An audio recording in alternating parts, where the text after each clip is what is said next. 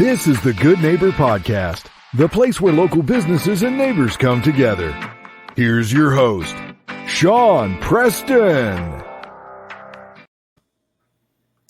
Welcome, everybody, to the Good Neighbor Podcast. Today, we have a couple of lovely neighbors on with us, and that is Julie Gray and Tracy Matthews from Meadow Creek Montessori School. How are you ladies today?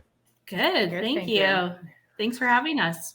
No worries. Really happy to have you on. I was saying right before we went live, my mother did and worked with the Montessori school right when we first moved here. So I was a little guy. I was like probably 7 or 8 years old. And she got involved before she decided to kind of open up her own curriculum. And she did daycare like her entire life. So really familiar with all that stuff. And we were privileged and lucky to have her around, especially when we were doing all the sports and driving us all over the place. She had the flexibility like business owner does for all of that kind of stuff. Yeah. So it is the benefit of it. Wonderful. So I know a little bit about it, but as the curious cat that I am, I want to know more, and I'm sure our listeners do as well. So why don't we dive right into it? Why don't you tell us a little bit more about your business? Okay. So Meadow Creek Montessori has been around for around 20 years or so now. It's been in the Barrie community for a long time. And we are a Montessori school and private school. Our ages, so children can start here at the age of 18 months, and we go up to grade 8. Okay. And so let's unpack this a little bit. If I'm going to have kids coming up here in the near future. And if I'm thinking about, I want to put, I'm going to put my kid into school, what's that rationale or that thought process that I should be having as a human being to consider? Because sometimes that just kind of skips right over somebody's head where they just think, no, I'm going to put them in the school that's like around the corner from where I live. So what's that thought process that somebody should put in their mind about, the value of putting them into the Montessori school? Mm-hmm. I think just considering what type of education you are looking for your child, Montessori is not the traditional education. It's more, it's geared to all children. And so really getting clear on your vision for what kind of schooling you want for your child. Montessori is about the independence, child-led learning, the freedom of choice within the classroom. We're very big on respecting each child and meeting them where they are at. Another part is thinking about getting on a wait list for a Montessori program because, it is a hot commodity. People are looking for that alternative style of education these days, and it gets busy. So planning ahead. Yeah. What would be like, this is where my naivety at being 35 years old and not having kids comes into play, where I get to ask some of these questions. So what are it's kind of similar to the question I asked, but I'm curious enough to want to know what's some of the differences between, what you were saying there and the traditional method or the method that, is, I guess, more of a broad stroke if I'm going to paint it with a brush across just regular learning how they did. I mean, I went through that.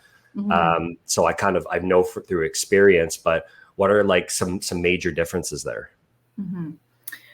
So again, the child-led learning is a big part of it. So the children come in to our classrooms, and we are trained to meet them where they are in their learning journey. And so we do have our classroom environment looks like it's set up with a bunch of desks, but the children have the freedom to move throughout the classroom. So in a traditional school, you might see a row of desks or, maybe a circle of desks where the children all sit down at the same time.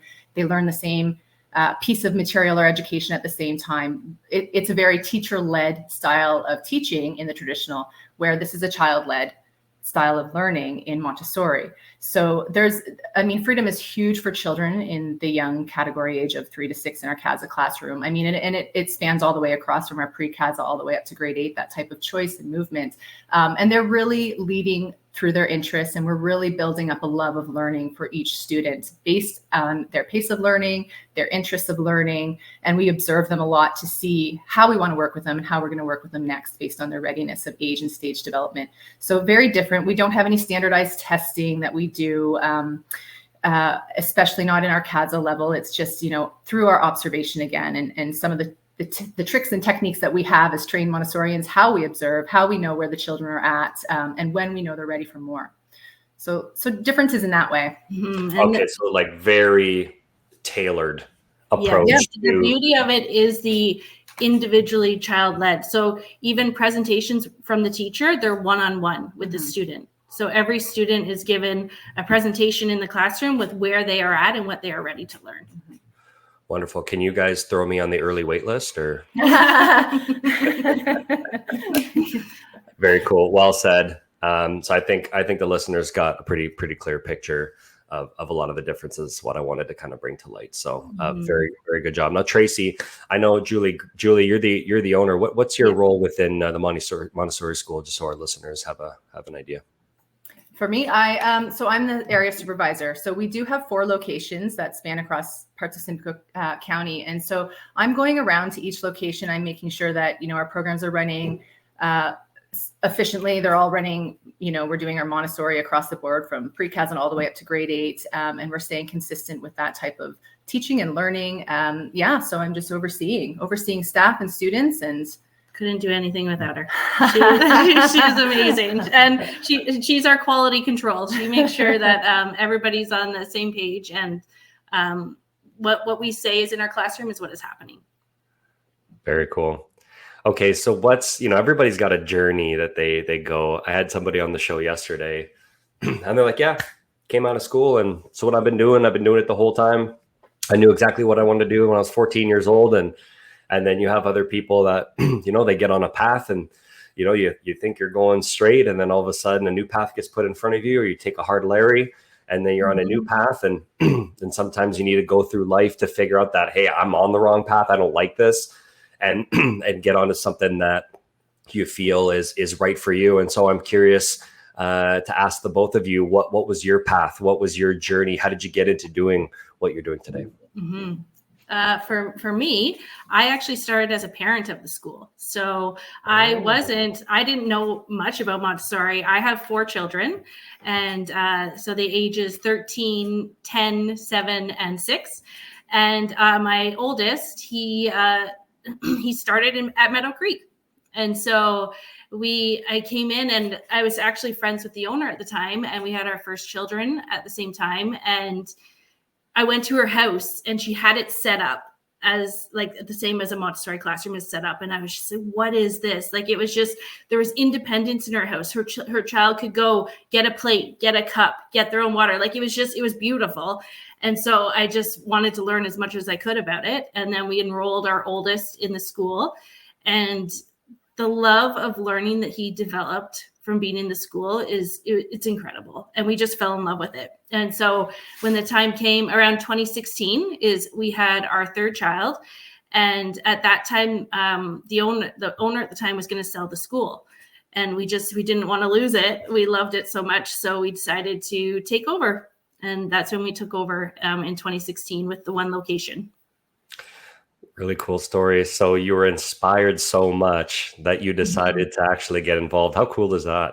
Yeah. Yeah. It was all for my children, really. It's like, and to have 4 kids, to send them all to the school. It was the way that we could make it happen. And we loved it ever since. Yeah, that's definitely one way to bypass the lineup, eh? Just they all have a spot.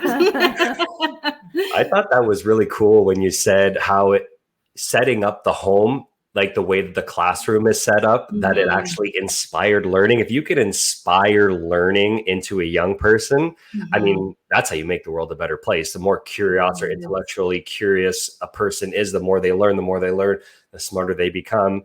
And obviously, intelligence has a lot to do with the way people behave and the way people interact as human beings together. So absolutely. And the curiosity is where it comes from. And that's the main goal is children leave with a love of learning and pride in themselves and self-confidence. Very cool. What about you, Tracy? What was your journey like?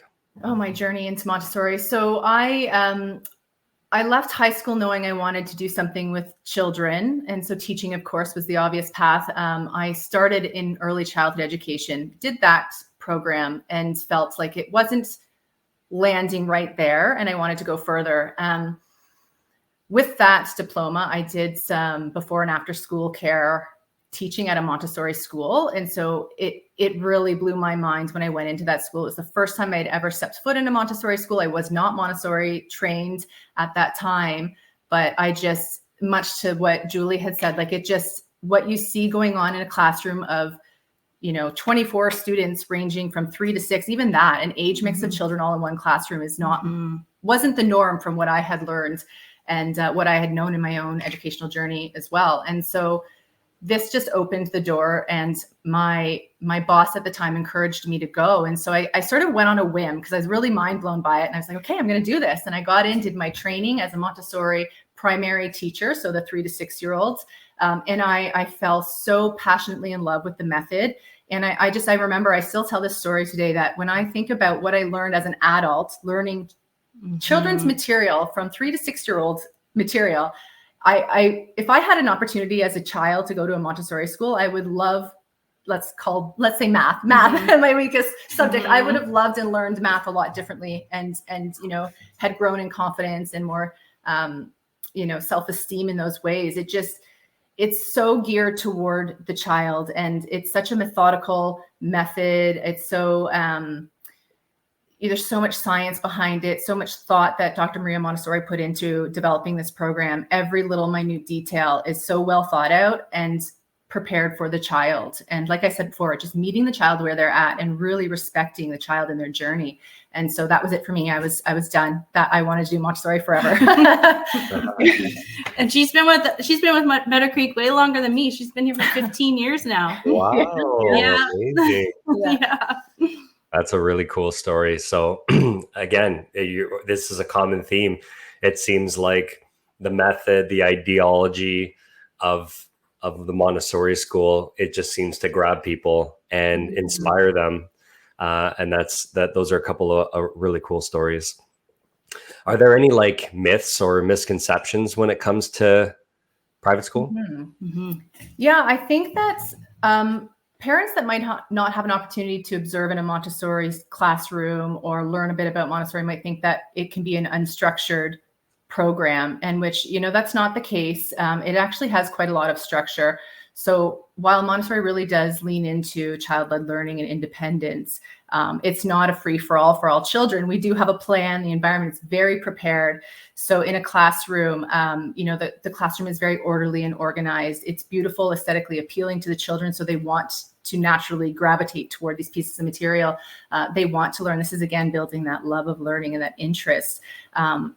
The classroom is organized into areas. So practical life, so practical living skills, sensorial learning through the senses, math, language, and culture. And so everything is very organized. There's a place on the shelf for everything. We keep it tidy. The children help keep it tidy, and they're learning how to, something simple for us as adults to just have something organized on a shelf, to a child is really developing their inner sense of order, to know that this goes here and that comes next, and this, in a sequence of steps, so that they can organize their brain and structure themselves as human beings as well, and making sense of their world. So not only is our classroom structured in that way, so is the teacher, right? So we do have, our teachers are all trained Montessori teachers. They are all prepared to guide the children, guide them toward a love of learning, connect them with the material. And as a teacher, we're preparing ourselves before we're even entering the classroom as well. So yes, we've got our certification or diploma to teach Montessori, but we're also taking in that each day is a new day with the children, and we want to be there and ready to receive them where they're at, to guide them in the best interest for them, and just keep fostering that love of learning, that independence, building the self-esteem. So it has quite a lot of structure to the program, while there is freedom of choice within that program. So once the child has learned a piece of material, they have the freedom to make the choice if they want to work on it, how long they want to work on it, how often they want to work on it. So there is freedom, but it's not unstructured. There's freedom within limits, we call it. Yeah. Very cool. Okay. So most people would think that there's not a lot of structure at the surface level when you think it's just, well, they have the freedom to do this. But in reality, it's actually very structured, but still a lot of freedom within that structure. Yeah. Yes. Yeah, for sure. Which provides a lot of security for children. The structure of the day and feeling that they have choice gives them a lot of power back. It does. Themselves. It does. And it creates a lot of self-discipline within the child. Like Julie said, it gives them the power to make the choices. It gives them the autonomy over their own learning. They get to drive the bus, they get to say, hey, I'm really interested in amphibians. And so there's so much we can do on that, right? That alone, right? So it's a wide range of materials in the classroom, a lot to choose from, and a lot to engage with for the child. So every day they get that opportunity to learn more and really gear their education to their style of learning with our help and our guidance in fostering that development. It certainly gets me curious if I could rewind my life and go back and see what it would have been like if they let me drive the math bus. Yeah. Yeah. You know, I'm thinking like, I wonder, you know, because obviously math is not my strongest suit. Yeah. Oh, that was my first when I went and did some training after we took over the school. And I was like, if I had learned math this way, I would have liked it. It would have I would have gotten it. It makes a lot of sense when you do it through the Montessori does. method. Very cool. Okay. So when you ladies are not changing the course of our lives, I'm going to call it, for the positive and the way we probably should be learning, because I'm listening to everything that you're saying. And I'm just, one of the constant questions happening in the back of my mind is, why isn't this just across the board as the standard way of learning? Because in my opinion, for what I'm hearing right now, it sounds like this is the better way to do it. Mm-hmm. What do you ladies like to do for fun? Well, we're both moms. In between, I have 4 children, Tracy has one. And between working and our families, the fun is really the time with our families. Yeah. The fun is the families, you know, and our kids are all at an age now that they're involved in their sports and their activities. Yeah. And so we're living through them a little bit at this point too. They're young enough that we're still gearing toward their schedules a little bit, but it's time spent with family is really the fun, you know, and watching them grow up and having our kids come through the programs and being at school even with them is a part of, you know, loving that part of life is fun within the school and fun with outside of the school, right? Keep it up with young there's really not a lot of time outside of that. So what kind of fun are we having when we're with the kids? What does that look like? Well, right now with our kids is football, soccer, cheerleading, swimming, baseball. Wow. Yeah. That's what our weeks have been. Guitar lessons. It's really that, and going to the cottage. Like that's our time when we can really, my husband and I and the kids can get away and just be together. That's definitely something on my bucket list, is to buy a piece of land up north and start off by putting a camper on it and then slowly start to build on that piece of property. That's how I spent my childhood, was in a trailer during the summers on a piece of land, and it was amazing. A great way to grow up too as a kid, going out and make your own imaginary kind of tour or guide to go out, like dig up worms and get dirt under your fingernails and go swimming in the lake, go fishing. All of that fun stuff. I grew up doing the same thing. We had a trailer just east of Aurelia on Lake Del Rempel, and we went up there every weekend in the summertime, and I got to make some really close friendships from that, and bonding with family and doing fun activities, and a good place to bring the dogs up there too, and go swimming with them and running and walking with them. They had a little place just outside of the park. A lady did agility, and we had a border collie at the time. So I would get up early on Saturdays and bike out of the park with my dog, and then we would do agility around the course. That's how I got into doing agility, which is pretty cool. That is cool. That is, It shapes who you are. 100%. Okay, so let's change gears here a little bit. We'll go a little bit more on the serious side. So sometimes we decide we want to kind of, like I mentioned before, that career path, or we're going to go on a path, the path of life. We're going to walk that. And we kind of look and say, okay, this is kind of the path I like. It looks the most aesthetically pleasing. We're going to walk down there, and then something blows you off that path, or you get pulled or pushed in a direction, and life doesn't always give us the choice in terms of where it wants to kind of point us. Sometimes it gives us a deck of cards. We have to play that. But what inspires me and what I like about human beings the most is our resilience of being able to overcome hardships and life challenges, but also that mental component to where when something traumatic happens to us, we find a silver lining, something that we can hold on to, that allows us to keep pushing forward as human beings. And so I wanted to ask you, ladies, if you've ever experienced a hardship or a life challenge that you've overcame and maybe it made you better, maybe made you stronger, or some silver linings that came from that. I'll go first. So we we're opening our Shanty Bay location, which is our third location. And it was the first week of school. And so we were really getting into the groove. It was trying to figure out how to run the school. And then I got a message that my mom had been taken to the hospital. She had been sick for a while, but they couldn't figure out why. She just hadn't been feeling great. And so she went to RVH, which then she had to be transported to Toronto, and she was in the ICU. And so I just went down thinking, they said like she has to have heart surgery and then everything will be okay. Which was hard on the team too, because we had just opened a new location and I had to leave. And so I left and I went down to Toronto, and we were with her I was down there for 2 weeks, and every day they kept telling us, she just has to get a little stronger. We'll do the surgery tomorrow. And after 2 weeks, the doctor came and told me that she was going to die, and she'd probably die within a few days. And so it was a big curveball. It was shocking and unfortunate that we couldn't do anything to help her. The illness had gotten too far with her heart.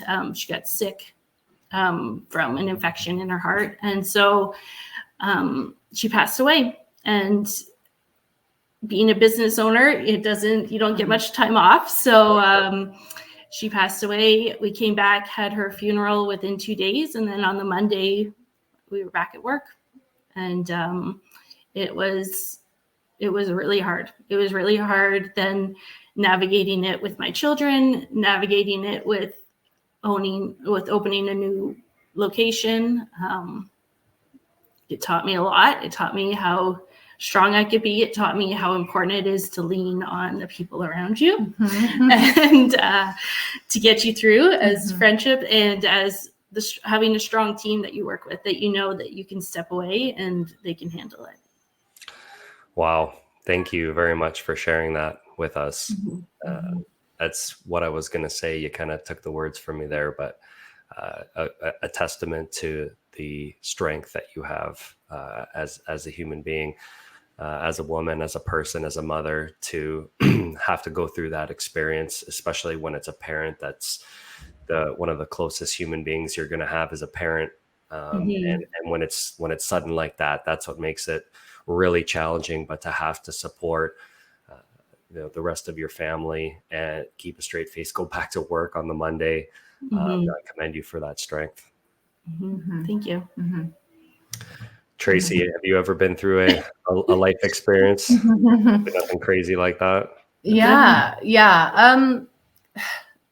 Similarly, kind of, I lost my father a year or two before Julie lost her mom, a couple of years prior to that. And my dad was unwell for most of my life. And so it wasn't something that we could say was sudden and came on as fast as what, Julie's experience looked like, but still an unexpected death. And that kind of in the midst of also a very tumultuous divorce. So a lot all at once for me to be hit with. And again, having a young child at home, becoming a single mother, balancing my career, and still maintaining the proper mindset to be strong for my son. That was hard. And very much in the same way, Julie has always been so supportive, and the time I've needed to take to heal from those really hard scenarios in my life was always provided and supported by Julie and guided, there's a very, very strong relationship here between us. And so that kind of stuff is so important when you are going through these hard times, just to have someone who can understand and who can be there to support. And then I think it was around that time, as challenging as all of that was for me, my role started to sort of take a different shape from being in the classroom into doing the supervising role. And it's funny because that wasn't a role I ever would have thought I would be doing, taking on the responsibility of helping to run the school, oversee staff, not just students. I'm very used to being with the little kids and, dealing with the parents. Now it's the children, the parents, and the staff. And I don't know that had I not gone through those hard times and really dug up some deep strength, would I have maybe really propelled and moved forward in my career here. I still get to be with students and I love that. I'm just not teaching them day to day.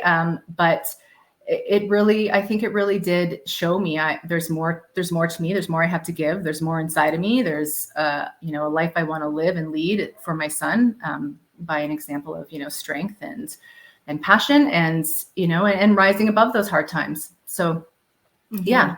And what I could say about that too, and teachers in general, but Tracy, during that time, she was going through so much personally, and she would still come into the classroom and have a smile on her face and be there emotionally, physically, mentally with the children. And the strength that it took to do that was incredible. Yeah. You're amazing. That's the teacher hat, right? Yeah. Where we say we're prepared, we're here for our kids, and we want to, everything. You go through so much personally outside of school or work, and coming in and just remembering, I'm going to check myself at the door and I'm going to make sure that I'm not we're dealing with little children. You can't bring that in, right? They feel it. They feel it. You don't have to say anything. Yeah. Right. And that's that piece of strength to be like, oh, wow, I can handle this. I'm strong. I've got this. I'm here for my students. I'm here for my son. I can push through and that's what we do. It is. That's how we do it. Yeah, you can really see the strong bond that you have between you two, just listening to the conversation and seeing how you guys are interacting and stuff like that, which is also not only a testament to who you are as human beings, but also the culture that you have at Montessori. If anything is like the way that you guys interact, like sign me up. Like I'm bringing thank you. Very cool. Okay, so what's one thing that you wish our listeners knew about your business? I think for people to really know and understand Montessori, and it's not geared to any specific type of child or student. It's not for the very independent child. It's not just for the very, academically inclined student. It's for everybody. It really reaches a wide range of learning styles and abilities across the board, and that it is open to all types of families, students, learning abilities, capabilities, and we're really here to guide and foster that type of learning and love of learning. Montessori is really is for everyone. Yeah. Wonderful. And so if anybody's interested and we want to learn a little bit more, what's the best way that they can contact you? I would say visit our website. It's meadowcreekmontessori.com. And there's a link to all of our locations and our emails. And reach out to us anytime. Phenomenal. Well, amazing conversation with a couple amazing ladies with an amazing business. Thank you so much for coming on the show. That was a very pleasant conversation. I'm sure our listeners got a lot of value from this, and I'm looking forward to doing it down the line. Thank you so much. Thank you for having us. Thank you for listening to the Good Neighbor Podcast Midhurst. To nominate your favorite local businesses to be featured on the show, go to gnpmidhurst.com. That's gnpmidhurst.com or call 705-413-3775.